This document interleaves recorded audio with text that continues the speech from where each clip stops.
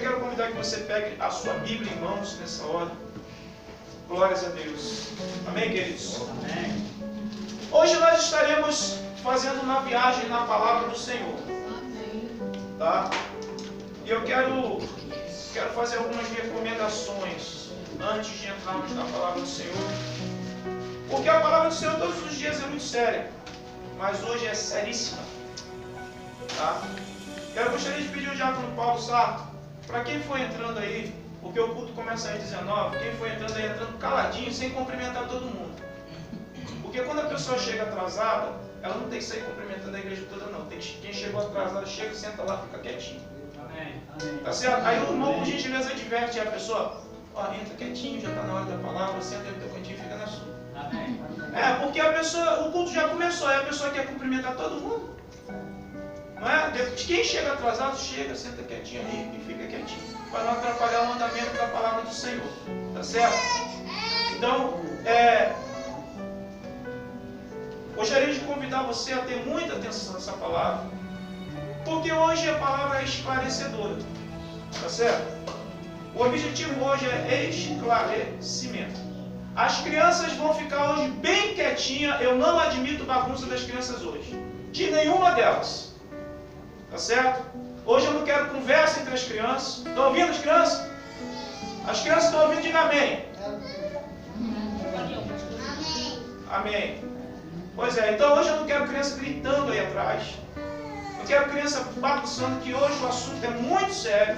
As crianças vão ficar cada uma pertinho da sua mamãe. Tá certo? E vão ficar bem quietinho. Senão dou meu grito de independência. Tá? Então hoje o assunto, queridos, é muito sério. O assunto hoje é seríssimo. Seríssimo. Tá? E a doutrina, já para você não se assustar, a gente vai tratar de doutrina. Nós vamos falar de assunto concernente, tá, ao comportamento de crente. Tá? Então é assunto que nos diz respeito, porque nós gostamos muito de falar dos do mundo, né? Contar os seus erros, os seus pecados.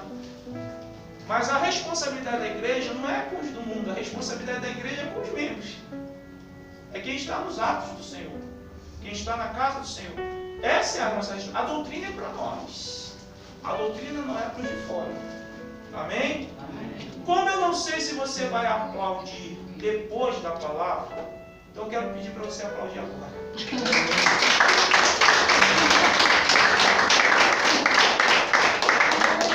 Amém, querido? Amém. Glória a Deus. Amém. Muito bem. Então você já pega aí a sua Bíblia em mãos. Tá? Nós vamos fazer uma viagem na Bíblia. Nós vamos citar aqui várias passagens bíblicas, vários momentos. Tá? E nós vamos nos deter no Novo Testamento. E eu vou explicar por quê. Porque o Novo Testamento, tá, é a aliança para a igreja. Certo? Nós, na nossa Bíblia, tá, é denominado Novo Testamento. Mas os judeus messiânicos, que existem os judeus ortodoxos e os judeus messiânicos. Os judeus ortodoxos é aqueles que não aceitam ainda o Novo Testamento, estão na lei mosaica. Tá? Mas os judeus messiânicos, aqueles que aceitam Cristo Jesus, né, já tendo vindo sobre a terra, eles não têm Novo Testamento, eles têm a segunda aliança. Tá? Então para os judeus é a primeira aliança e a segunda aliança. Para nós, Novo Testamento. Tá certo? E esse Novo Testamento é o testamento que Jesus trouxe, tá, para os gentios. Quem são os gentios? Gentios, a palavra gentio, né? Gentil. Gentil é aquela pessoa que é cortês, né? Por favor, por gentileza. Você primeiro, por favor. Esse é o gentil, tá? Que termina com L. Tá? Mas nós estamos falando do gentio, que termina com O. Gentio é aquela pessoa que é pagão, que não tem o Deus dos céus como seu Senhor, que não tem a sua vida, né, moldada dentro dos princípios do Deus Criador dos céus e da terra. Esse é conhecido como gentio. Assim como muitos de nós éramos, não é? Pagãos, sem paz, sem Deus, sem salvação.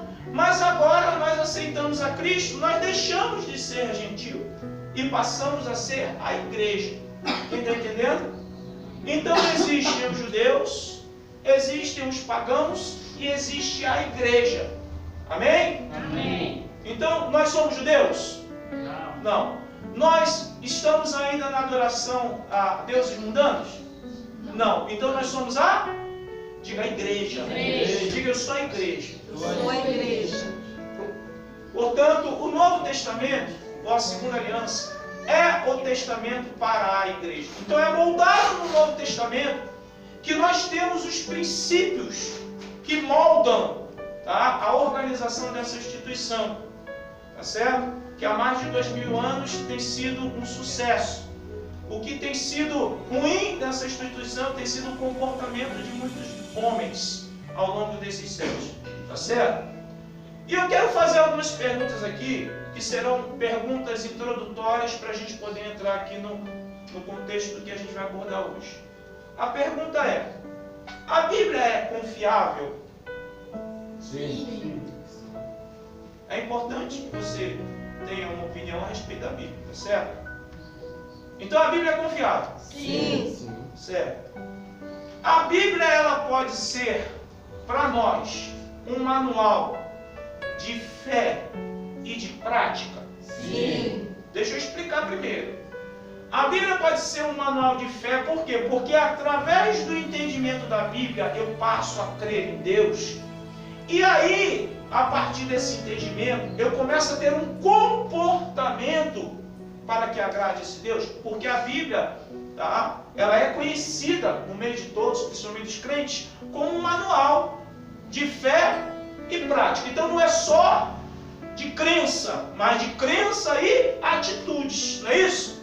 Então eu posso dizer que a Bíblia é um manual para nós, que me ensina, que me orienta, que me conduz a ter fé em Deus e que também me diz que eu preciso ter um comportamento que agrade a Deus. A Bíblia é um manual de fé e prática para nós? Sim. Certo. A Bíblia precisa estar em primeiro lugar no contexto da igreja, sim ou não? Sim. Então, se estamos de comum acordo em relação ao conteúdo desse livro, ou dessa coletânea de livros, são 66 livros, se estamos de acordo com isso, então nós vamos entrar agora no que a doutrina fala para nós, tá? Em relação a um assunto em especial para a necessidade da nossa igreja aqui, da congregação do Núcleo 1 do Projeto Semear aqui na Praia de Iracema. Tá certo? O tema que eu dei para essa palestra, para esse estudo, tá? Porque hoje é um estudo, é tolerância zero. Esse é o tema que eu dei para essa palavra, tá? Porque nós vamos tratar, queridos, hoje, a respeito das regras ontológicas para a igreja. Talvez você nunca tenha ouvido falar essa palavra, ontológica, tá? As regras ontológicas são aquelas regras que tratam, tá, de como o indivíduo vai conviver com o outro socialmente.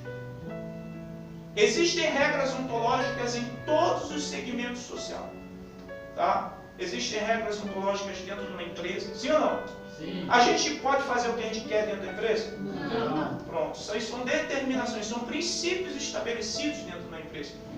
A gente pode fazer o que quer no meio da sociedade andando na rua? Não. A gente diz que é livre, não diz?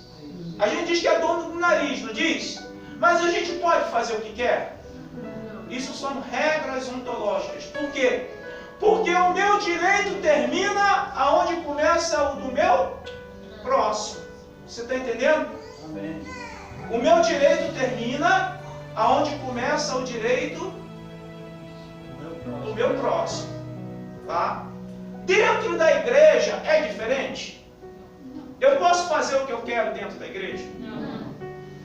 Até porque nós temos um manual que nos faz ter fé e nos faz ter comportamento, ou seja, atitudes, ação que vai ser para a glória de Deus.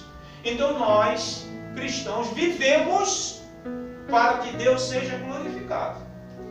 Para que o ambiente da igreja seja um ambiente onde Deus seja glorificado. Aonde o nosso comportamento, tá, que não se restringe e se resume só dentro da igreja, Porque nós temos visto uma época muito complicada da nossa geração, onde os crentes são crentes só dentro da igreja, uma grande maioria deles, não é verdade? Eu não vou generalizar, porque tem muitos homens e mulheres de Deus, tá? Mas dentro das Escrituras a gente aprende que nós cremos em Deus para que a gente tenha um comportamento como crente dentro da igreja e fora dela. Não é isso? Quando eu digo fora da igreja, é no trabalho, é na escola, é na rua, é entre os amigos. Você está entendendo então que a nossa vida, quer queira, quer não, está restrita dentro de padrões e princípios. Então, quando a gente trata do assunto em relação à sociedade, em como conviver socialmente, tá? Porque não existe uma regra para você chegar num restaurante, certo? Mas todo mundo sabe que tem que chegar lá e tem que se portar com, diga, educação. Não é? Não tem nada que mande você ser educado, mas todo mundo sabe que existe um princípio para que a gente seja educado. Isso é ontologia, tá? Isso é ontologia. Quando a gente chega na igreja, não é? E a igreja está em oração, a gente fica em espírito de oração. Talvez a pessoa nem saiba orar. Talvez a pessoa não tenha prática de dobrar os joelhos. Mas é assim em qualquer segmento religioso, não é? As pessoas buscam ter reverência. Não é uma regra estabelecida em documento, mas é um comportamento por causa dos princípios ontológicos, tá? Que estão associados à nossa vivência, associados ao nosso dia a dia. Tá certo, queridos? Então nós vamos falar do princípio ontológico para a igreja. Aquilo que é ensinado para a igreja. Aquilo que é ensinado, tá?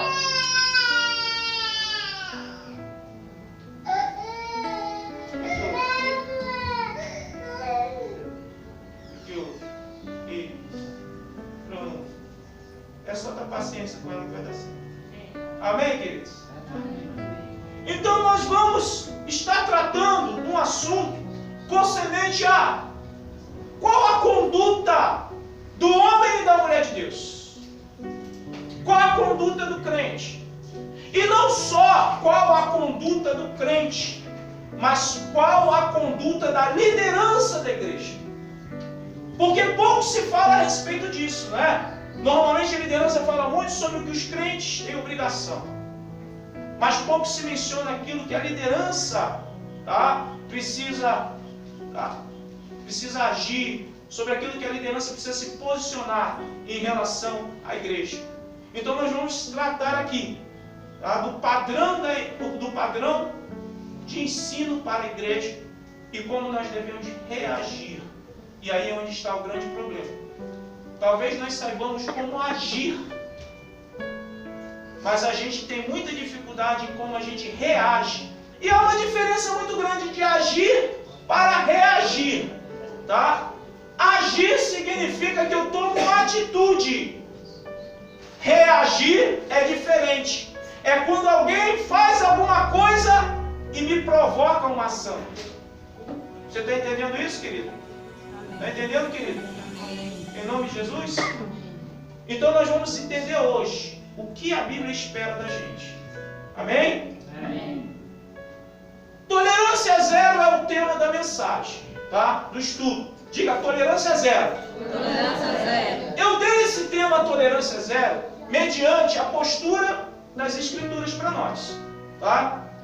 E eu quero fazer uma pergunta.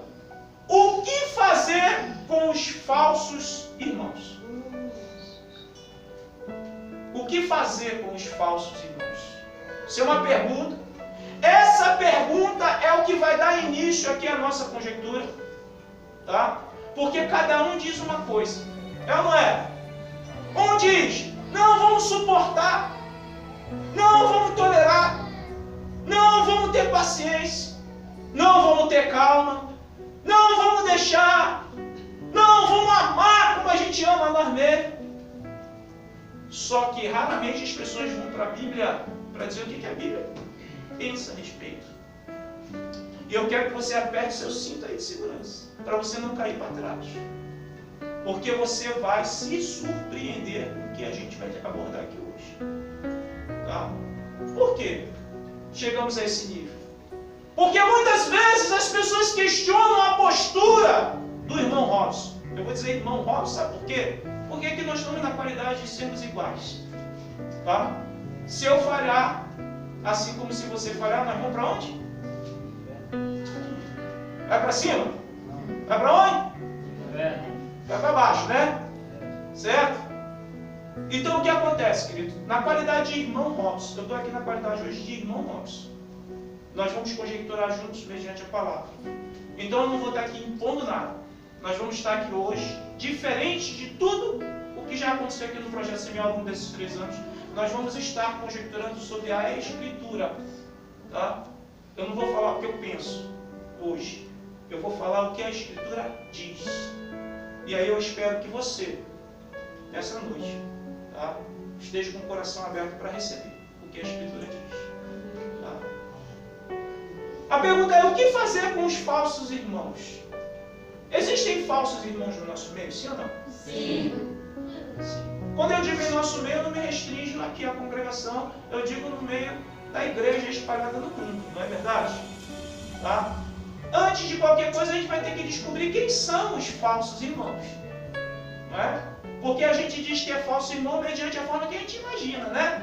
A pessoa passou lá, pisou no meu carro, eu digo: esse irmão aí não é crente não. Mas é a minha forma de pensar.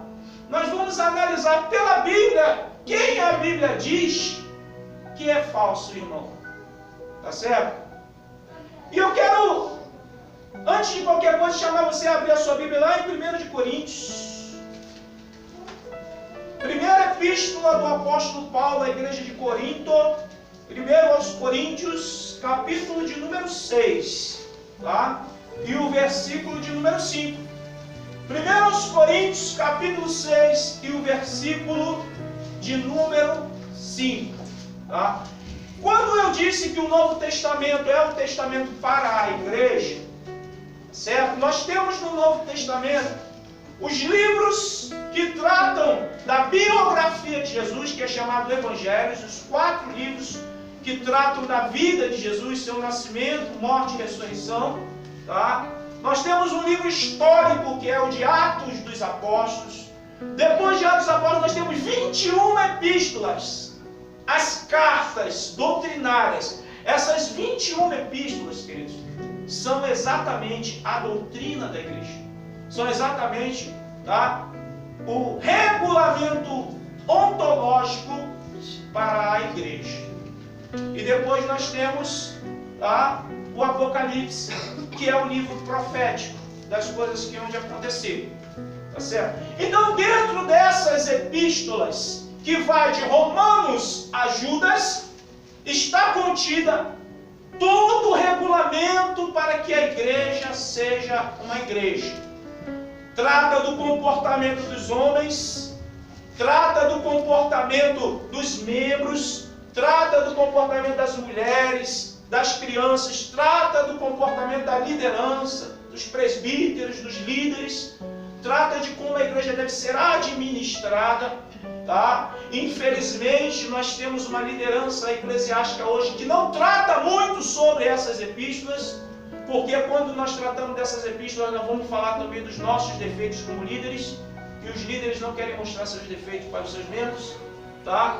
Só que o pastor Robson, tá, não tem essa preocupação, porque todo mundo sabe que o pastor Robson é defeituoso mesmo, né? E começa pela barriga, que está difícil de tirar, mas vai sair em nome de Jesus. Amém? Amém. Mas foi pouquinha gente que disse amém. Me ajuda aí. Amém. Amém. Diga, pastor, a barriga vai sair. Amém. Me ajuda aí, crente, em nome de Jesus. Pelo menos tenha fé.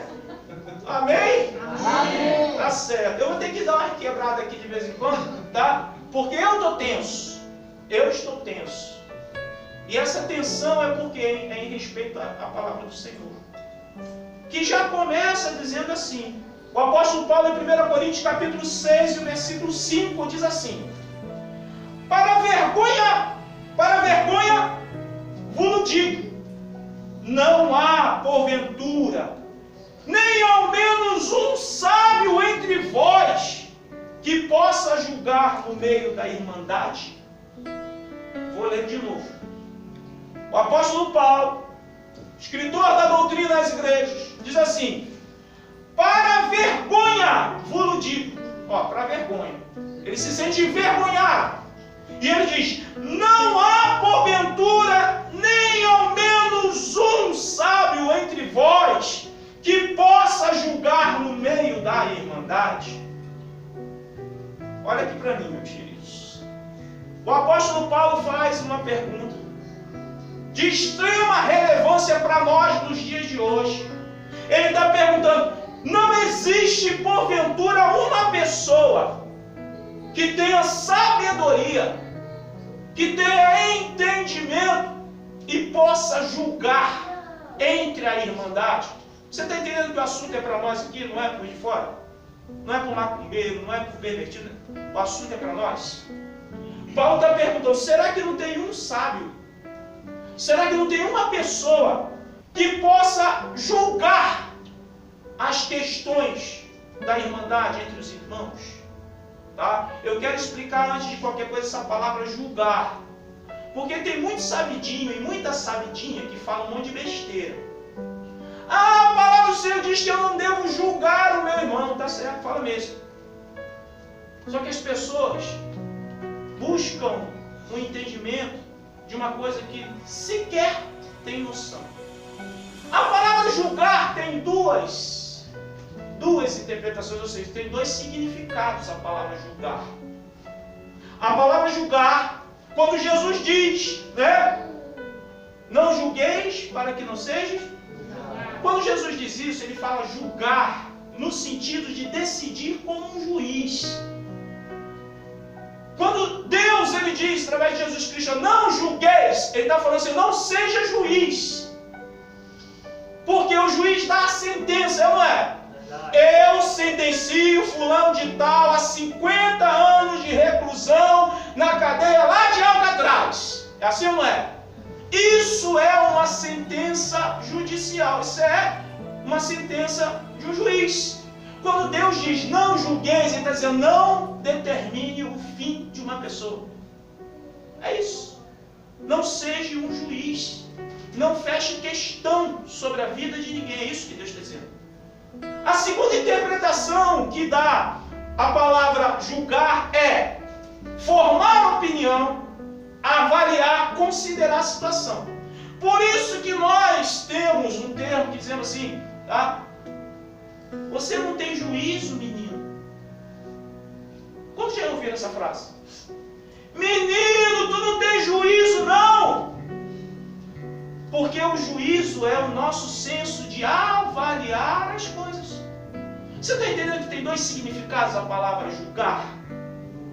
Quando Deus diz não julgueis, ele está dizendo não sentencie a pessoa. Olha, você vai para o inferno. Isso é uma sentença, sim ou não? Quem é que sabe se vai para o inferno ou não? Você está entendendo quando Deus diz não julgueis?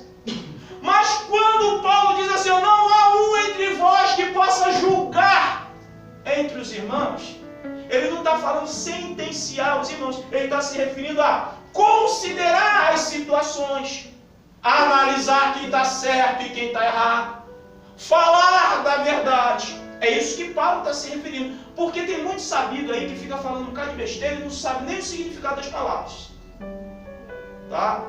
Então eu não posso dizer para ninguém, tá, um juízo final. Você está no inferno. Isso daí é o juízo que Deus não me permite estabelecer para ninguém.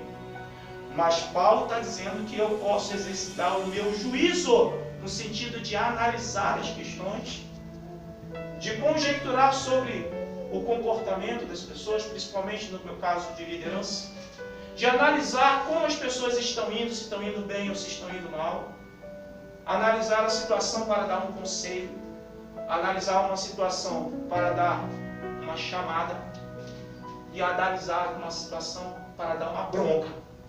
Então existe o conselho, diga a chamada e a bronca. Certo? Alguém já experimentou aqui a minha bronca? Não foi bronca não, foi chamada. Não foi bronca não, foi chamada. Porque a bronca, rapaz, não quero experimentar a bronca não. Porque a bronca é grande. Certo? Eu fico com medo de mim. Porque a bronca ela é pesada. Então Paulo ele está dizendo o seguinte, olha, será que não tem ninguém que julgue entre os irmãos? Até aqui ele não está falando da liderança. Ele está falando entre vocês. Ó. Será que não tem ninguém no meio do povo de Deus, no meio dos crentes, que tem um juízo a ponto de chegar para a pessoa e dizer assim, olha, esse teu comportamento não está legal não. Será que vocês, ele está dizendo, será que vocês crentes, não existe no meio de vocês ninguém para analisar as coisas e ser sensato e dizer que está ruim, que não vai bem, que o comportamento não é legal, que as coisas não estão fluindo como deve? Porque parece, queridos, que já daquele tempo, os membros da igreja estavam tudo nas costas dos pastores. Você está entendendo o que Paulo está dizendo à igreja?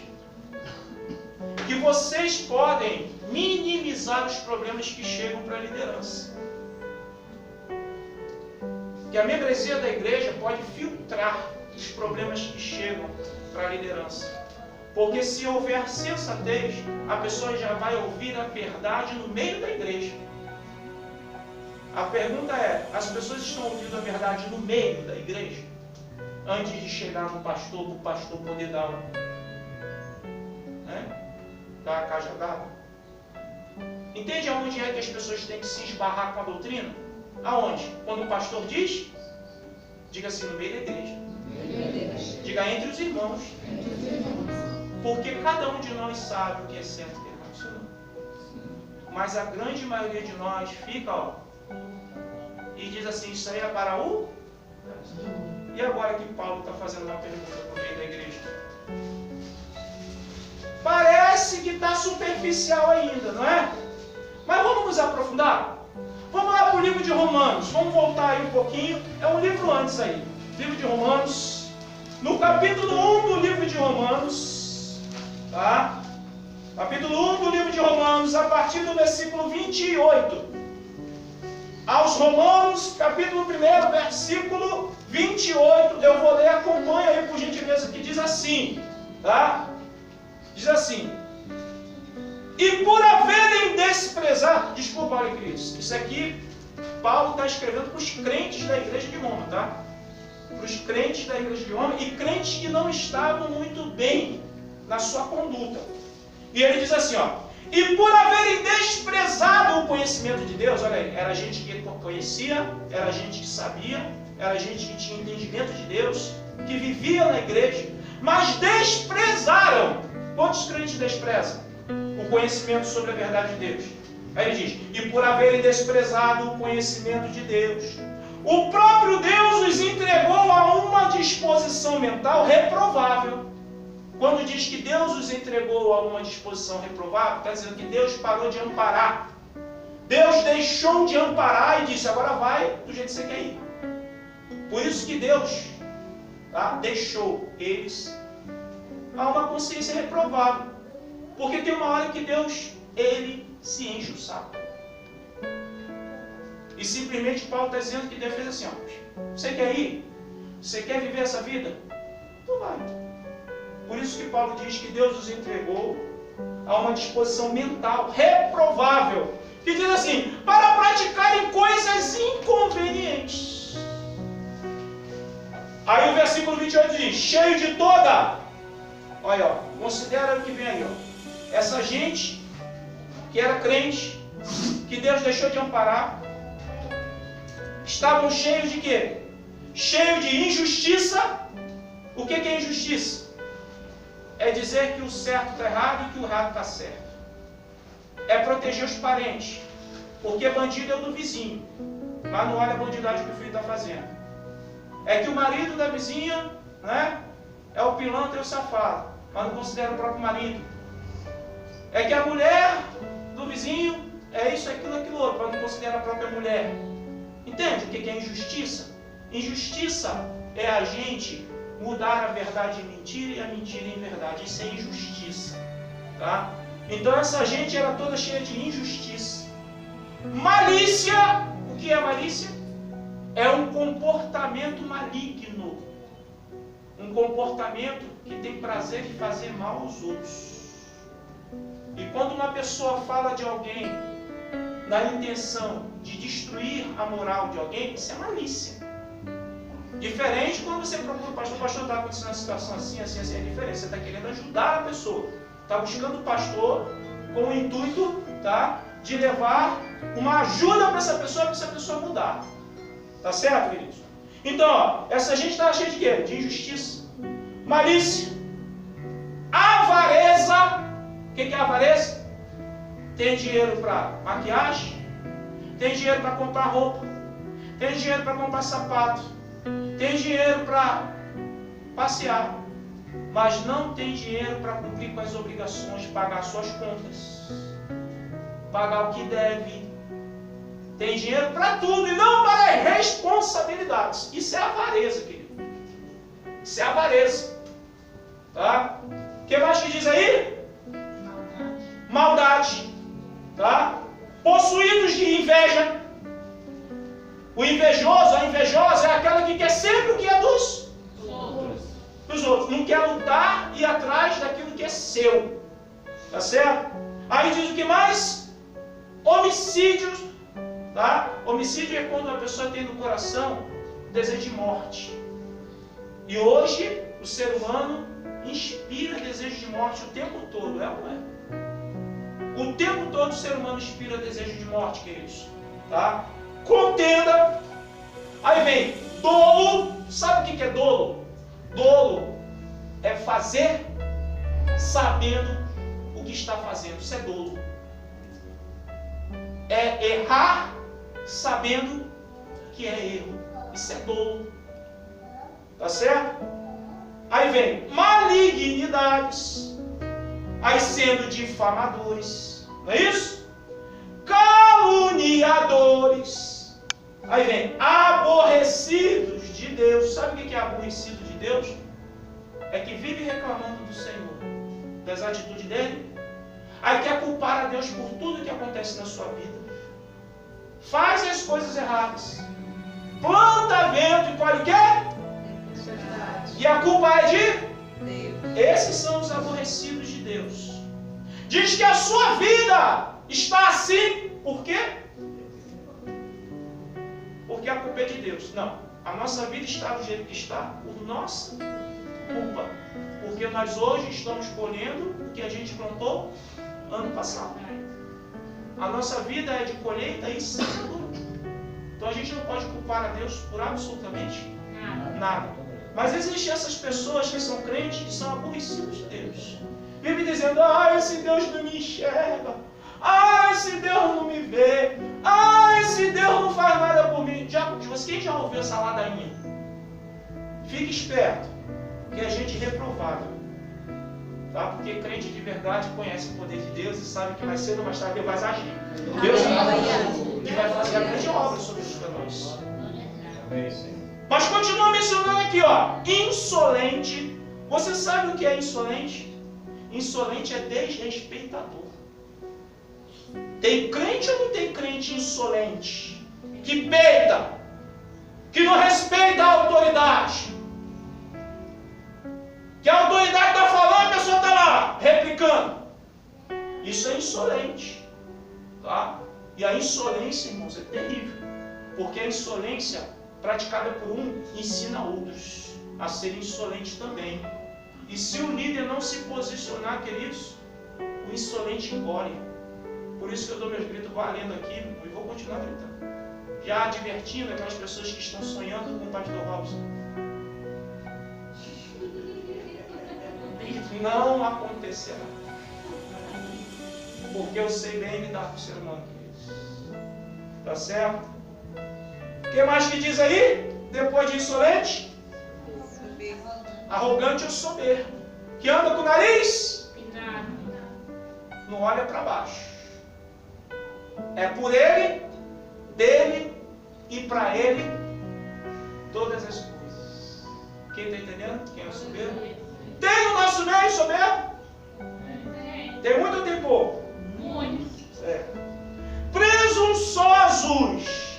Sabe quem é o presunçoso?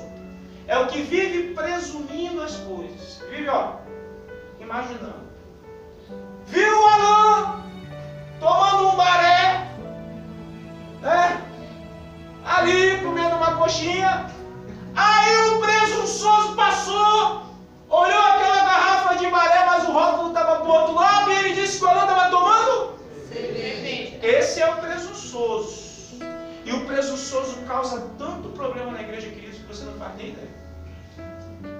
Que olha uma coisa, nem entendeu o que é aquela imagem que está assistindo, que está vendo, mas consegue concluir a ideia a seu modo e começa a espalhar uma coisa que na verdade nem entendeu o que é. Você está entendendo quem é o presunçoso, a presunçosa? O que mais que é mencionado aí, queridos? Depois do presunçoso. Inventores de males. Pensa que tem crente que inventa coisa ruim. Tem ou não tem? Tem crente que parece que passa o dia todo inventando coisa ruim. Em como caluniar alguém. Em como depreciar alguém. Em como inventar uma questão para gerar uma tragédia. Em como caluniar. Em como gerar uma contenda. Eu não estou falando de gente do mundo. Vocês estão entendendo, queridos? Eu estou falando de gente dentro da igreja. Eu estou falando do meu povo, querido. Eu não estou falando lá de fora, não.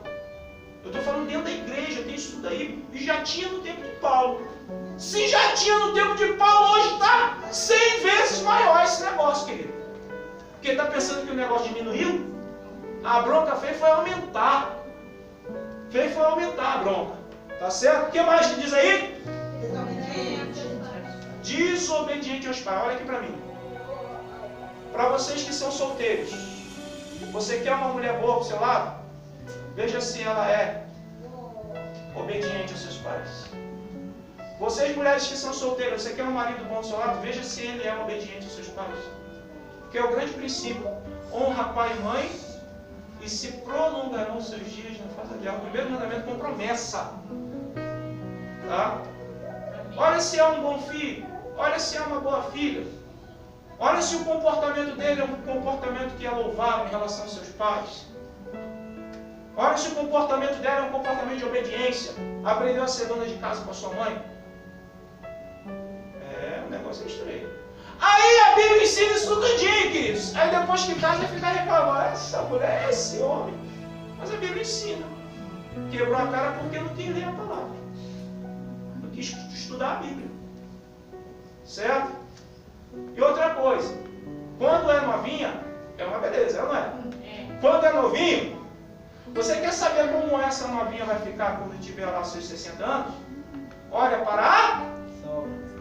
Não é para a sogra, é para a mãe.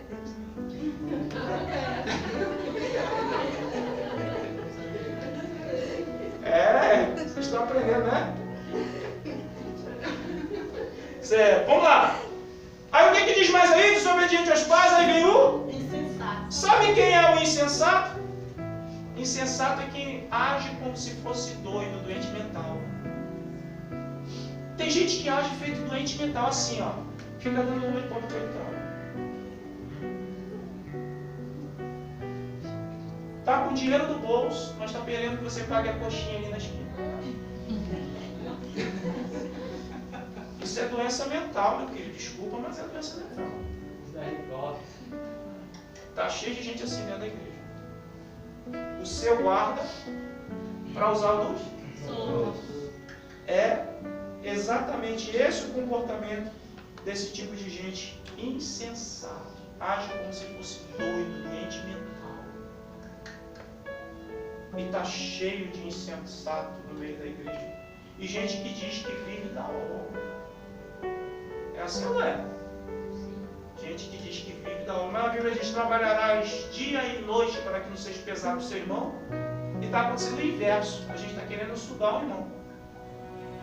A Bíblia diz que é melhor dar do que receber. Mas as pessoas estão querendo mais receber do que dar. Porque está tudo revelado. Não sei se você está entendendo o que a palavra está dizendo. Isso já lá no tempo de Paulo, escrevendo aos Romanos. No começo da era da igreja. Há 2000 anos atrás. O que mais que diz aí? desleal. Não é isso que diz aí? Você sabe o que é deslealdade? Quem é que sabe o que é deslealdade? Deslealdade, querido, é quando uma pessoa confia em você e conta a sua vida acreditando que você vai guardar aquele segredo e você sai. Ah, é? Não. É mesmo, Jacob Paulo? Rapaz, é mesmo, né? Aí o Jacob Paulo vai embora. Pastor! Diaconisa! Vamos, Manuela! Aí a gente coloca até no Face. Isso é deslealdade, né? Tá? É você ter uma pessoa que confia em você e você não respeitar essa confiança. Tá? Ou você abençoar alguém e essa pessoa não te honrar. Isso é deslealdade, queridos. E deslealdade não era para haver no meio do povo cristão de jeito nenhum. Quantas vezes a gente leva pernada de crente? Eu aqui, se eu for contar para você quantas vezes eu levei prejuízo em dinheiro. Eu levei prejuízo em dinheiro aqui várias vezes, viu? Várias vezes. Tá? Porque as pessoas que eu levei prejuízo são pessoas desleais. Tá certo, querido? O que mais que diz aí? Sem amor pela família. Sem amor pela família, ou amor natural, né? Sem misericórdia, não é isso? Finalzinho do 31, sem misericórdia é terrível. Tem gente que não tem dó dos outros. Tem gente que não tem dó de jeito nenhum dos outros, queridos. Você está vendo a pessoa lá se arrebentando, dando o seu suor, dando ali, ó, né? A pessoa passa e passa, indiferente. Finge que não está nem. Isso é uma pessoa sem misericórdia. Sabe que está se tornando um peso para outra, mas não está nem aí. Pessoa que a gente procura ajudar, dar apoio, mas não considera, poxa, as pessoas estão me ajudando, eu vou fazer alguma coisa assim que, né, venha honrar essa pessoa que está me ajudando. Isso é gente sem misericórdia, tá? Não tem dó, não tem pena daquela pessoa que está ajudando e essa pessoa está cravando lá o garfo nas costas das outras. Eu estou falando tudo de crente aqui, viu? O negócio é estreando. Não sei nem por que eu não gritei. Quem sabe até daqui para o final, né? Mas aí o que é que o apóstolo Paulo diz no versículo 32? Olha aí, ó. Acompanhe comigo. Ora, conhecendo eles a sentença de Deus, que são passivos de... Olha aqui para mim. Esse tipo de gente que a gente relaciona aqui, tudinho aqui, ó. A Bíblia diz que eles são dignos de quê? Qual é a sentença dessa gente? Vocês estão vendo como o negócio é sério, queridos? Não é brincadeira, não. Eles são passivos de morte. Os que tais coisas praticam. E diz assim, não somente as fazem, mas também aprovam os que assim procedem. Tem ou não tem um bocado de gente que aprova o comportamento dessa gente? Tem ou não tem um bocado de crente que aprova que essas pessoas continuem desse jeito? Sabe o que o apóstolo Paulo está dizendo? Será que não há entre vós pelo menos um que tenha senso para se levantar e dizer, ô meu irmão, é o seguinte, rapaz, aqui é uma igreja. Esse teu comportamento não cabe aqui no meio da igreja, rapaz.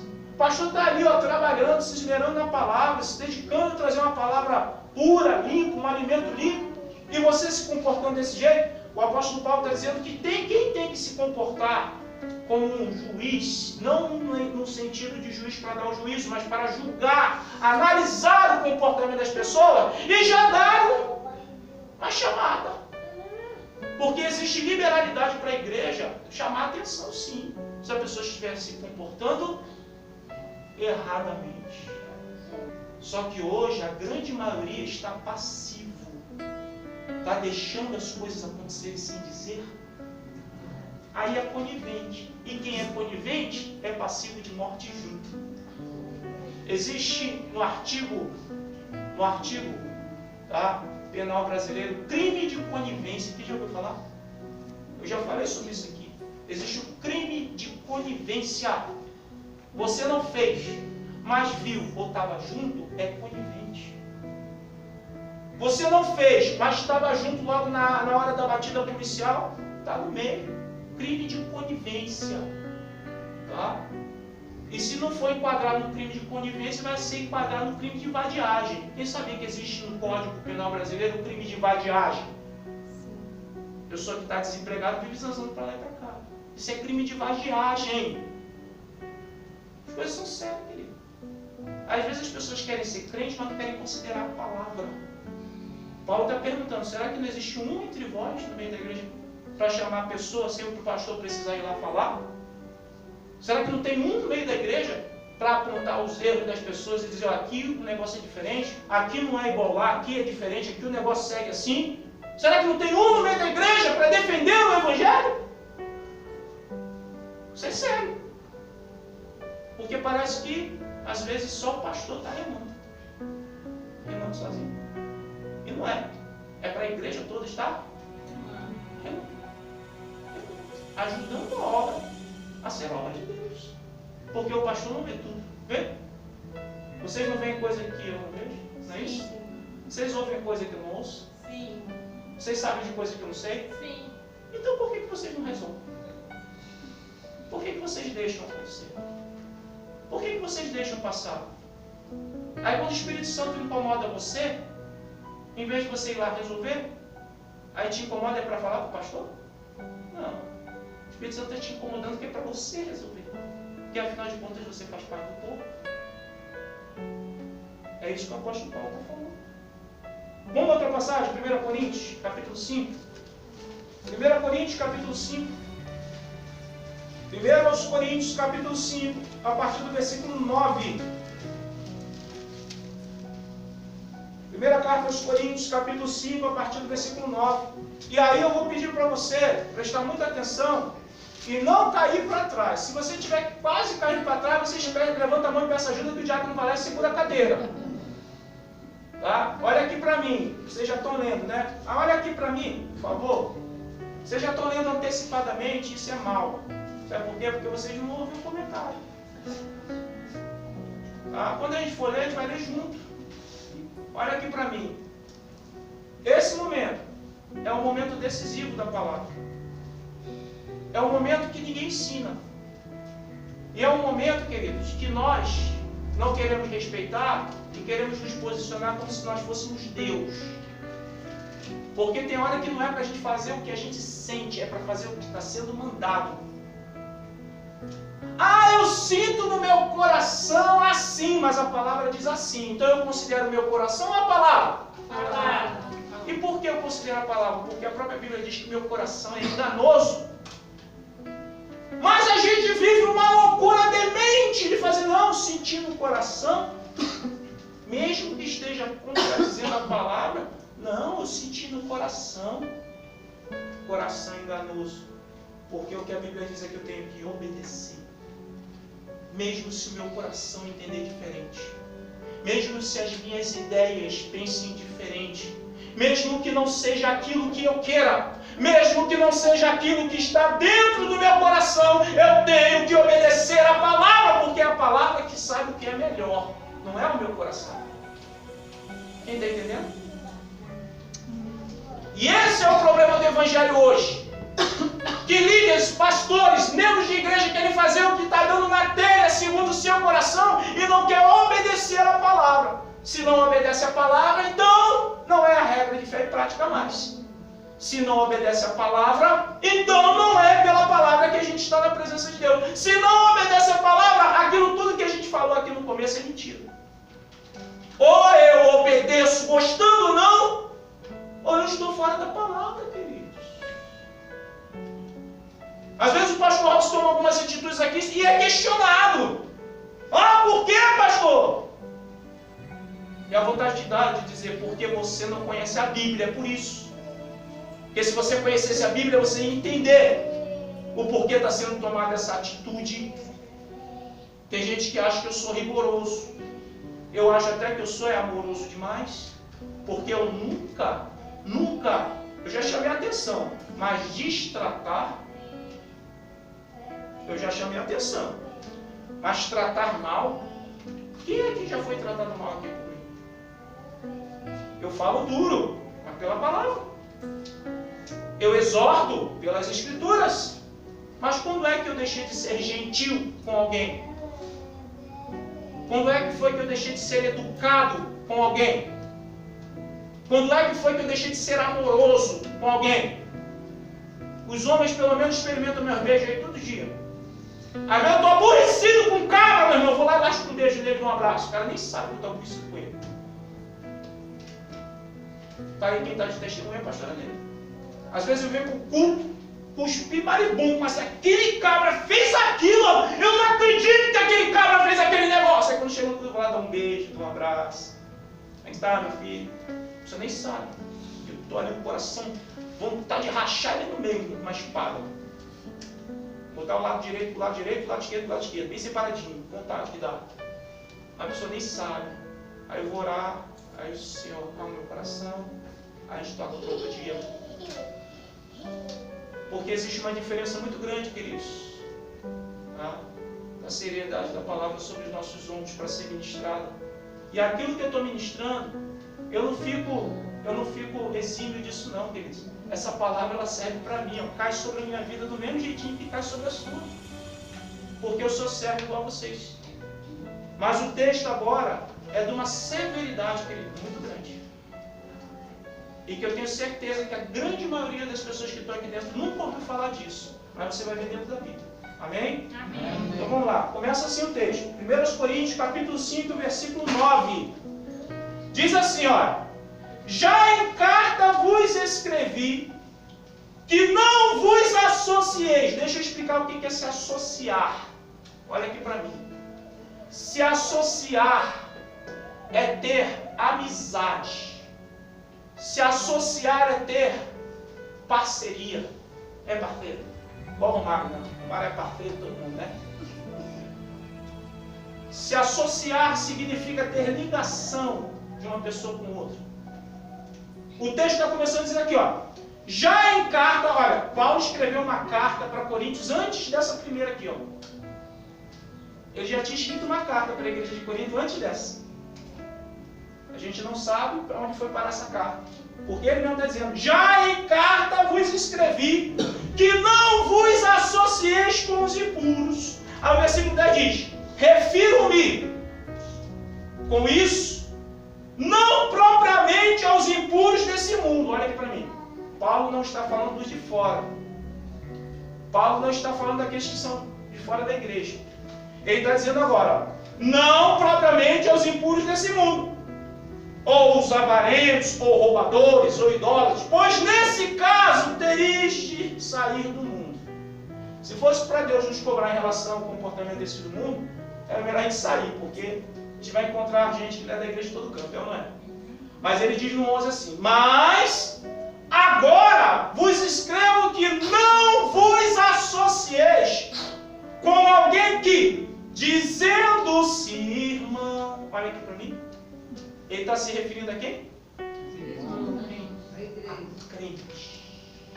Ele diz, não tenha amizade com crente, não tenha ligação com crente, não leve para sua casa, não saia para o cinema, não saia para comer bolo, não saia para passear, não saia para comer coxinha, não saia para jogar bola, não saia para fazer nada. Ele diz, não vos associeis com irmãos. Mas que irmãos? Ele vai dizer aqui agora. Com aqueles dizendo-se irmãos e for impuro, ó, avarento, só quer gastar o teu dinheiro, não quer gastar o dele. Idólatra, maldizente, e vive falando mal do beberrão, roubador. Aí diz assim, com esse tal, nem ainda comais. Não vai nem comer um churrasquinho com ele ali na esquina. É sério ou não é sério isso? E por que a gente não respeita a palavra? A gente diz, não, eu vou trabalhar para o irmão se converter. Conversa, ele vai te perverter. Porque Paulo está dizendo que é para você nem ter essa gente na sua casa. Sabe por que a gente sofre, querido? Porque a gente desobedece a palavra. A gente quer ser mais do que Deus. A gente quer amar mais do que Deus. Se Deus está dizendo que não é, não é. Não tenta fazer graça para os outros ficarem rindo, não. Se não é, não é, meu irmão. Às vezes a gente fica querendo fazer graça. Eu acho que é para poder receber a identificação dos homens. Isso é palhaçada. A Bíblia está dizendo que não é para ter associação. Não é para ter associação, queridos. Não, eu vou lá para poder falar do amor. Conversa, já conhece a palavra. Pai. Vive assim porque quer. Você vai se prejudicar se metendo com esse tipo de gente. É isso que a Bíblia está dizendo. Isso é ordenança, é doutrina. Mas doutrina ninguém ensina. Porque o povo só quer saber de milagre. Mar vermelho se abrindo, sol parando. É isso que o povo, azeite multiplicando. É isso que o povo quer saber. Não quer saber doutrina, comportamento, caráter. Mas aqui no Projeto Semear você vai aprender sobre caráter. Porque é isso que é deixado de legado para a igreja. Caráter. E é tudo que a igreja não tem hoje. É tudo que a igreja não tem hoje. Os maiores escândalos que aparecem são de crentes. As piores coisas que aparecem de crentes, queridos. Por quê? Porque as igrejas não ensinam de caráter. Só fala de milagre, milagre, milagre, dinheiro, prosperidade, casa, carro, isso, aquilo, aquilo outro. Mas caráter, comportamento, postura, linguajar, reação, isso as igrejas não querem ensinar. Mas é esse o ensino para a igreja. Tá? Versículo 12 diz: pois com que direito haveria eu de julgar os de fora? Não julgais vós os de dentro?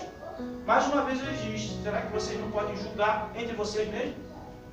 Que no meio de vocês tem um bocado de gente aí que está tudo desordenado e você não diz nada?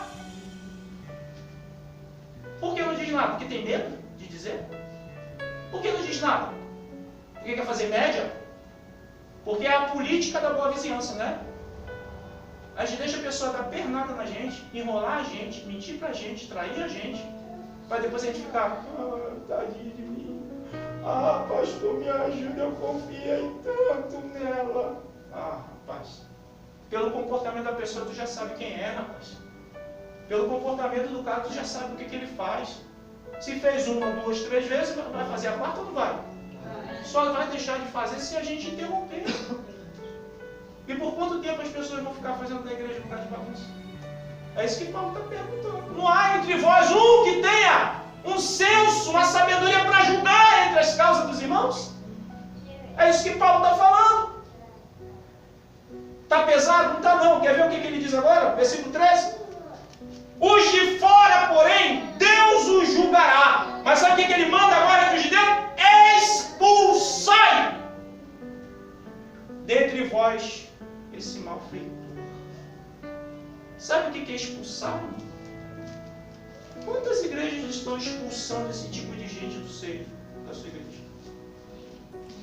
Porque a política que está, não, deixa aí. Está sendo disseminado mal, mas deixa aí.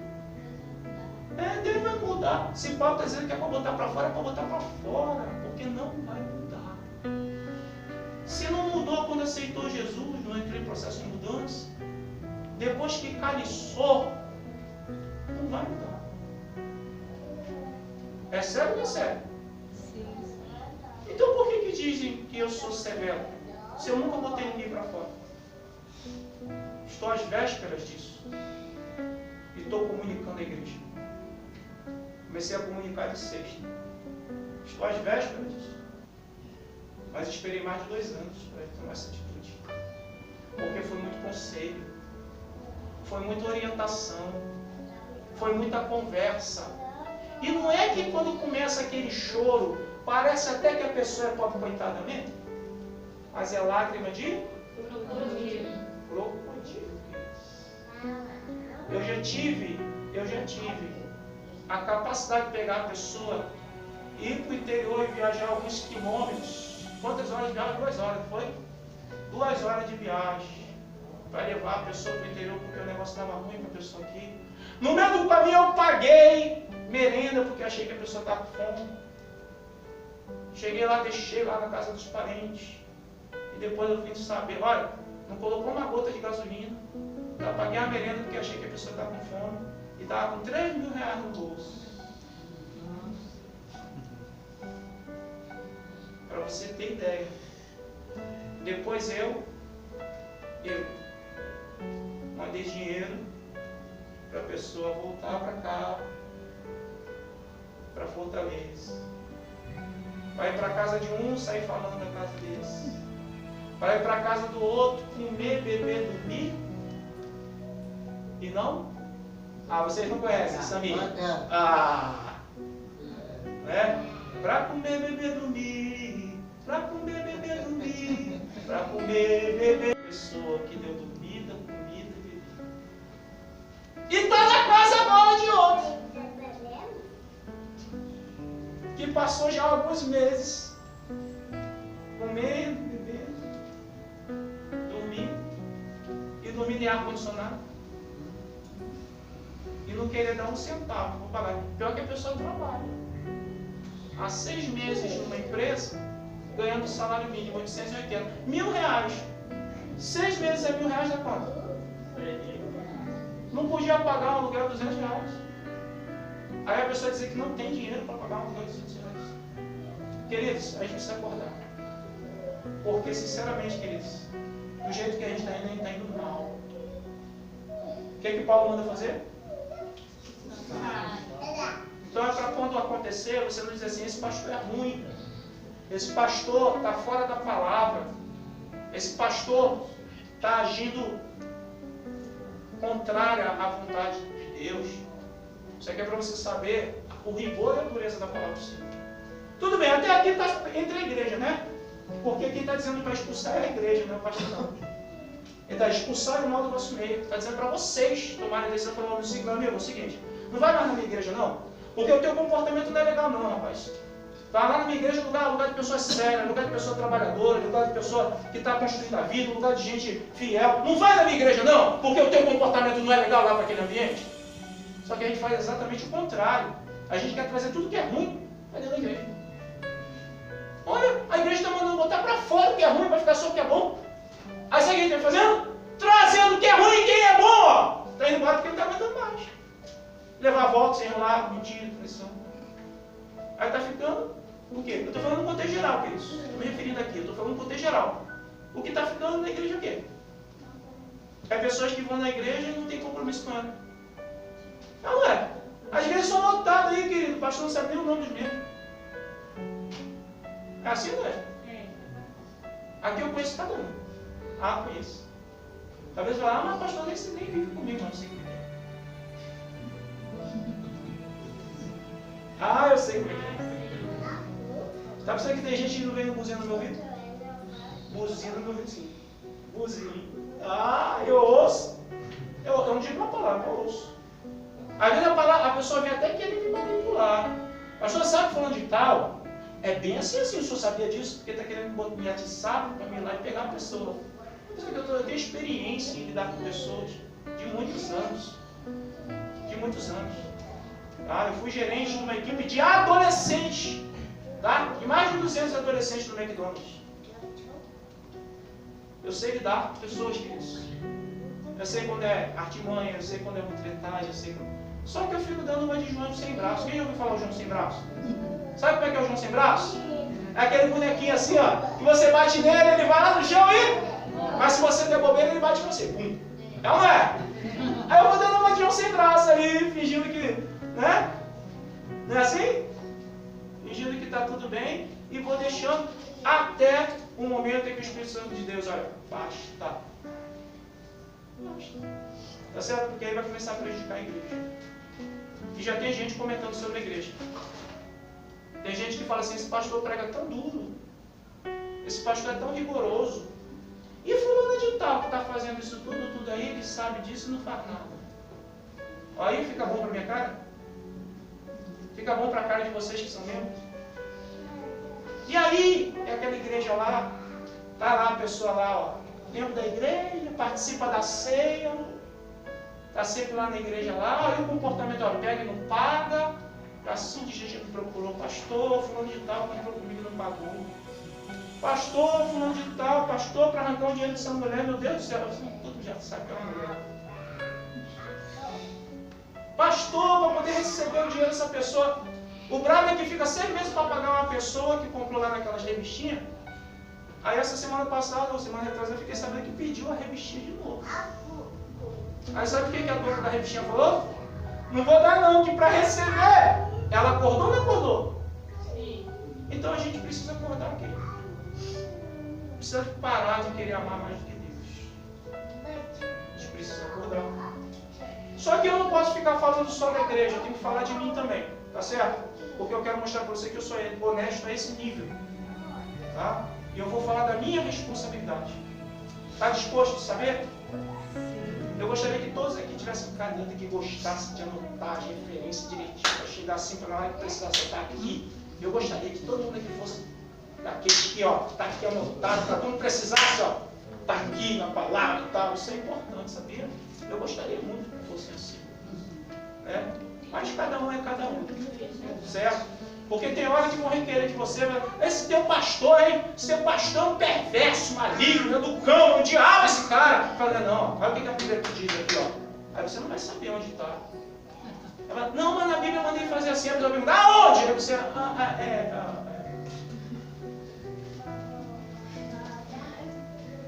Porque crente que é crente esperto, tem tudo anotadinho. Tem um caderninho, tá anotando tudo ali no caderninho ali, ó. Os porquês está tudo ali anotadinho ali, ó. Quando a pessoa, mas eu não sei. Pera aí que eu vou te dizer já já. Está aqui, ó. Vamos abrir a Bíblia aqui, ó. Está aqui, ó. Aí tem gente que marca lá na Bíblia, ó. Aí marca lá na Bíblia e depois fecha. Como é que você vai saber onde é que você marcou na Bíblia? Como é que vai saber onde marcou na Bíblia? Aí faz um pontinho lá do lado do versículo. Aí depois que fecha a Bíblia, aonde eu pus o pontinho mesmo? Cadê o pontinho? O pontinho! Onde está o pontinho? O pontinho. Aí está cheio de pontos, é verdade. 5.000 anos de pontinhos ali. Qual é o ponto? Como é que vai fazer? Isso é sério, queridos. Não é brincadeira, não. Isso é muito sério. Mas vamos conhecer aqui qual é a minha responsabilidade como líder, tá? Então vamos lá. A minha responsabilidade como líder. Vou passar para outra folha aqui. Ordem aos pastores ou líder. Tá? E aí, para mim falar dos pastores, para mim falar de mim, eu tenho que me deter a 3 cartas que Paulo escreveu. 1ª e 2ª Timóteo e Tito. Porque essas são as cartas pastorais. São as ordenanças, a doutrina aos pastores. Porque Timóteo e Tito eram pastores. Então eu tenho que me moldar as cartas a Timóteo e a Tito, porque ali está a ordenança para os líderes. Tá certo? Então vamos lá. 1 Timóteo, capítulo 5. Primeira epístola a Timóteo, ao pastor Timóteo, capítulo 5. E o versículo de número 17. 1 Timóteo, capítulo 5, versículo 17, diz assim: devem ser considerados merecedores de dobrados honorários, ou de dupla honra, os presbíteros que presidem bem, com especialidade, os que se afadigam na palavra e no ensino. Quem é que é merecedor de dupla honraria? Aqueles líderes que se dedicam à palavra e ao ensino. Tá? Aqueles pastores, aqueles líderes que ensinam a igreja, que doutrinam a igreja, eles devem ser respeitados duplicadamente. É isso que Paulo diz. E aí diz agora no 18: pois a Escritura declara: não amordaceis o boi quando pisa o trigo, e ainda o trabalhador é digno do seu salário. O 19 diz: não aceites denúncia contra presbítero, senão exclusivamente sob o depoimento de 2 ou 3 testemunhas. Se uma pessoa levantou uma acusação, o pastor Robson roubou 50 reais da minha bolsa. Uma pessoa. O conselho da igreja só vai aceitar a acusação se vier quantas pessoas? 2 ou 3. Afirmando o fato.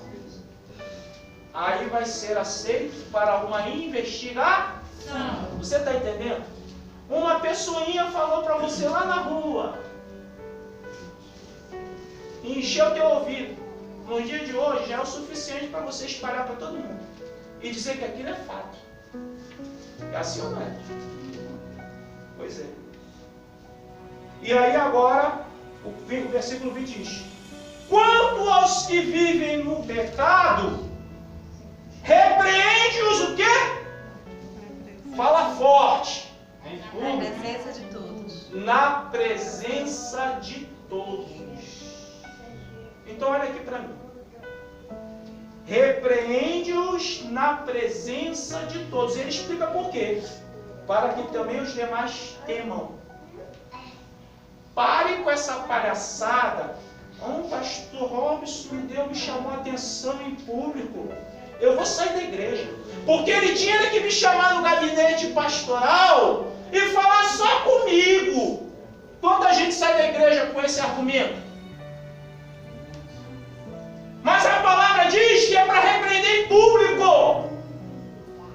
Está assim de gente. Já vi muita postagem no Facebook. Teve uma que eu fui lá e mostrei a referência bíblica e a pessoa ficou querendo dar desculpa. A ordem para os líderes é para repreender publicamente, para que os outros tenham temor. Então não venha com essa palhaçada. Não, o pastor tem que me chamar no cantinho. Conversa fiada. Vocês estão vendo como é que a doutrina é severa? E a gente quer inventar a doutrina nossa? O que Paulo está dizendo para o pastor, repreende na frente de todo mundo. Esse negócio de chamar no cantinho, a pessoa não muda não. A pessoa só muda quando ela é envergonhada. Quando a sacanagem dela é colocada diante de todo mundo. Quando a pilantragem dela é colocada para todo mundo saber. Enquanto você chama para o cantinho, depois ela sai de lá, defamando o pastor. Porque distorce a conversa todinha. Então tem que ser em público para todo mundo ser testemunha do que aconteceu. A pessoa dizer, não foi assim não, eu estava lá. Eu ouvi, não foi desse jeito que ela está falando não. Você está entendendo como é que os pastores se protegem? Tratando as coisas publicamente. Olha como é que o negócio é sério. Tem um bocado de crente dizendo para a igreja, eu saí da igreja porque o pastor me chamou a atenção na frente de todo mundo. Se ele fez isso, ele está de parabéns. Porque está cheio de covardes no púlpito, que não tem capacidade de obedecer a palavra do Senhor. É dura ou não é dura a minha missão? Quantas vezes eu chamei a atenção de alguém dando um nome assim, publicamente? Eu já chamei a atenção assim, mas eu não disse o nome, né? As pessoas sabem que foi consigo, né? Mas de chamar o nome assim, Marcelo! Eu fiz isso para ele não dormir, para ficar acordado. Brincadeira. Queridos, a obra era muito difícil. Isso é para vocês entenderem o tamanho da missão, qual é, queridos. E se eu não obedeço, queridos, eu não erro os céus. E se eu disser para vocês que eu não tenho obedecido? Quantos sabem de alguma situação aqui dentro da igreja de pessoas que fazem coisa errada aqui dentro da igreja? Agora ninguém quer levantar a mão, né? É. Todo mundo sabe de coisas erradas. Quantas vezes eu agi? É porque eu fico confiando no poder da oração, acreditando que a pregação da palavra vai tocar no coração da pessoa e a pessoa vai mudar. Mas eu sei pela palavra de Deus que eu tenho que agir, eu tenho que exortar, eu tenho que dar dura, eu tenho que chamar a atenção, queridos. E eu não tenho feito isso, eu tenho negligenciado essa ordenança para a minha vida, eu tenho negligenciado isso. Eu prego duro, eu sei que eu prego duro. Sabe por que eu prego duro? Para não ter que apontar o dedo no teu nariz e dizer você é sem vergonha. Quem está entendendo? Amém. Mas eu tenho negligenciado a palavra, porque eu tenho que tratar cada caso, um caso separado do outro. E na frente de todo mundo. O bravo é que falta dedo para apontar o dedo no nariz de todo mundo.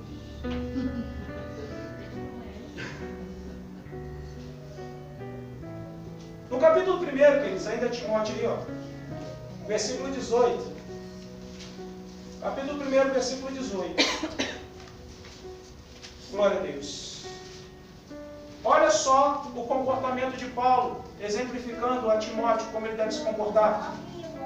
Capítulo 1 de Timóteo, versículo 18 diz: este é o dever de que te encargo. Ele está dizendo, isso aqui é a tua missão. Esse é o dever de que te encarrego. Ó filho Timóteo, segundo as profecias de que antecipadamente fostes objeto, combate firme nelas o bom combate. Quando ele diz combate firme, está dizendo, ó, seja homem, seja valente, faz o que tem que fazer, chame a atenção das pessoas, não se acovarda, não fica com medo da cara feia, não se acovarda às represárias, não se constranja se juntar um grupinho de pessoas lá para querer te pegar. Seja firme na batalha e no combate. É isso que Paulo está dizendo para ele. Tá? Aí ele diz assim no 19: mantendo fé e boa consciência. Boa consciência. Ó. Entendendo que está certo? Está certo? Que está errado? Está errado. Porquanto alguns, tendo rejeitado a boa consciência, vieram a naufragar na fé.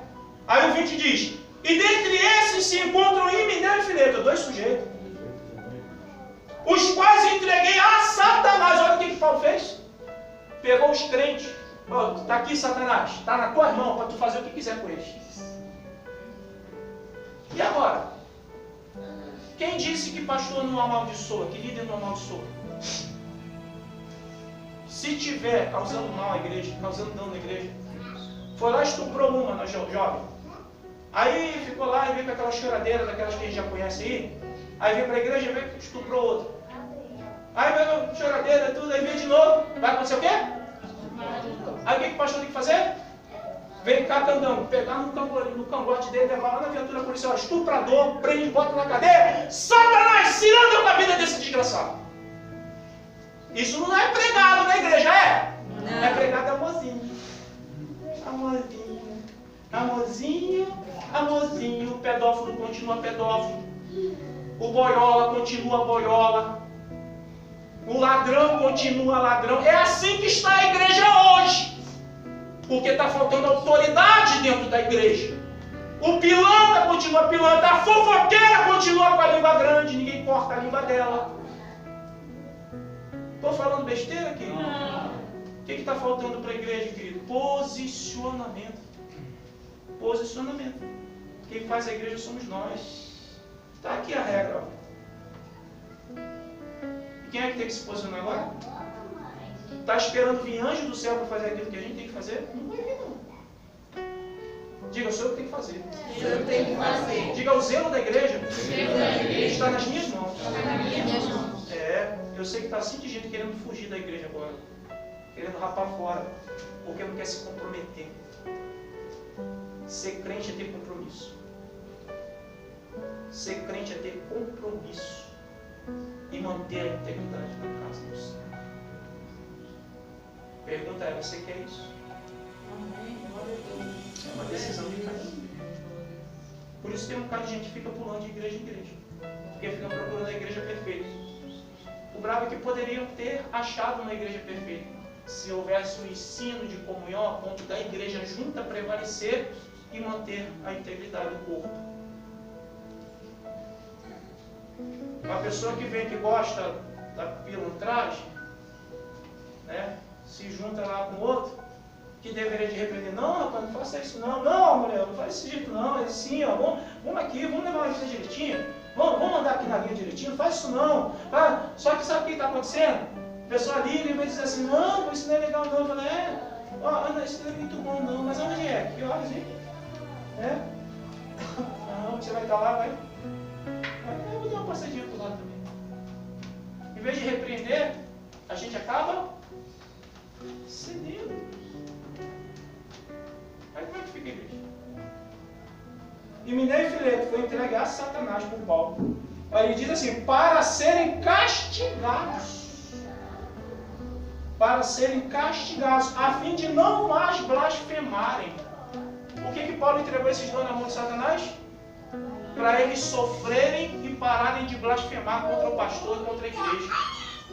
Imagina se todo pastor entregasse na mão de Satanás todo mundo que está blasfemando contra ele e contra a igreja. Quanto endemoniado ia estar por aí? Quanto crente endemoniado ia estar por aí? Não ia ser pouco não. Vocês estão vendo aí o rigor da palavra, como é sério? Já viu a autoridade do líder, como é grande? Pois eu, querido, tem gente que eu tenho vontade de cortar o pescoço fora, mas quando penso em se entregar na mão de Satanás, eu fico com dó. Porque quando eu penso em cortar o pescoço fora, eu sei que eu não vou fazer isso. é só a fúria do momento. Mas quando eu penso assim, de pegar a pessoa e entregar assim, toma aqui, Satanás, ciranda com a vida dela. Aí arde meu coração, sai meu coração aberto, e eu me sinto incapaz de fazer um negócio desse. Mas esse é o meu dever. Esse é o meu dever. Entende porque eu estou sendo negligente com a palavra? Eu estou falhando com a palavra, não entregando as pessoas que merecem nas mãos de Satanás. Eu estou negligenciando a palavra. E muitos pastores estão negligenciando a palavra. E tem muita gente dentro da igreja causando terror dentro da igreja, porque o líder não se posiciona.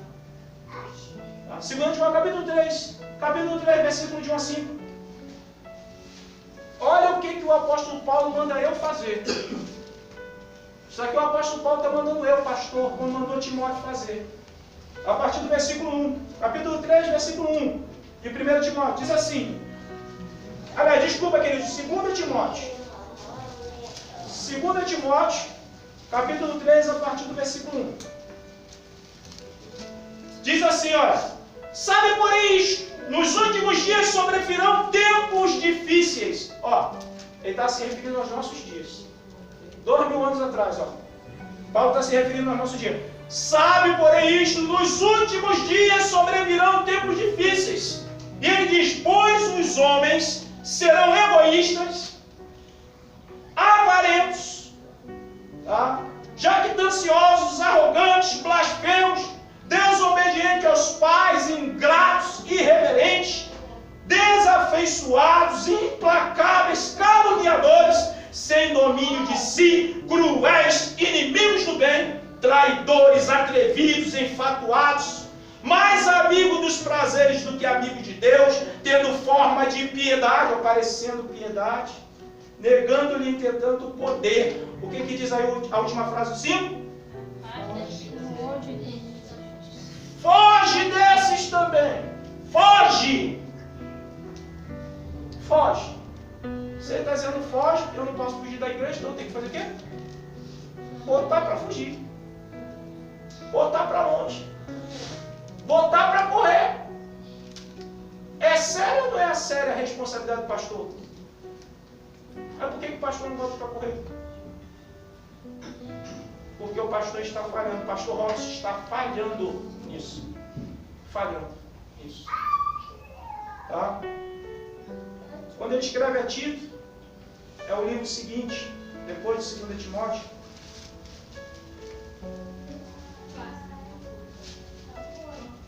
No capítulo 1. Capítulo 1. Aí o versículo 5 ele diz: por esta causa eu te deixei em Creta. Creta é uma ilha, para que pusesse em ordem as coisas que restam. Qual foi o motivo que Paulo colocou ele como líder na ilha de Creta? Para colocar as coisas em ordem. Por que é que Deus me colocou aqui no projeto Semear? Para colocar as coisas em ordem. Certo?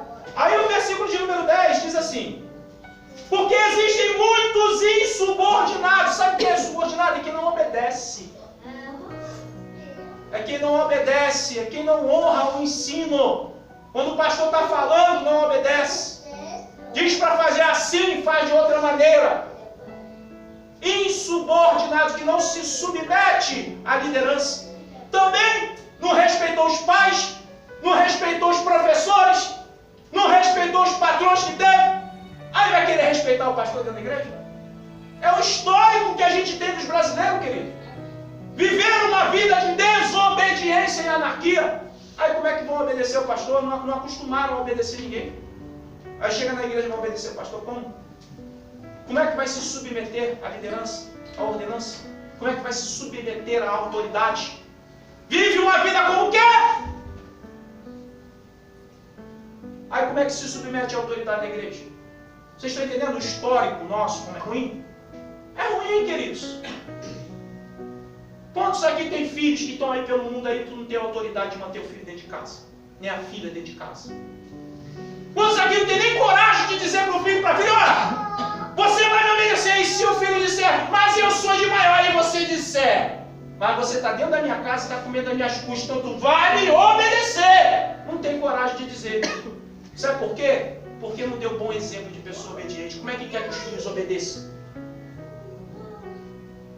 Vocês estão entendendo que é uma maldição que vem de pai para filho? Aí como é que a gente quer que os filhos sejam obedientes? Uns dias desse aí no interior, a pessoa falou para mim: ah, pastor, meu filho, uma hora dessa, foi lá na casa da namorada, ainda não voltou. Ah, meu filho está lá, eu não sei, esse menino não obedece, me chega em casa no horário. Eu fiz uma pergunta só para a pessoa se calar. Eu falei: quando você estava namorando, você obedecia seu pai?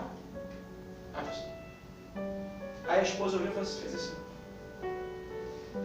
como é que quer que o filho obedeça se a pessoa deu um mau exemplo? A senhora é testemunha disso. Vocês estão vendo como é que o negócio é sério?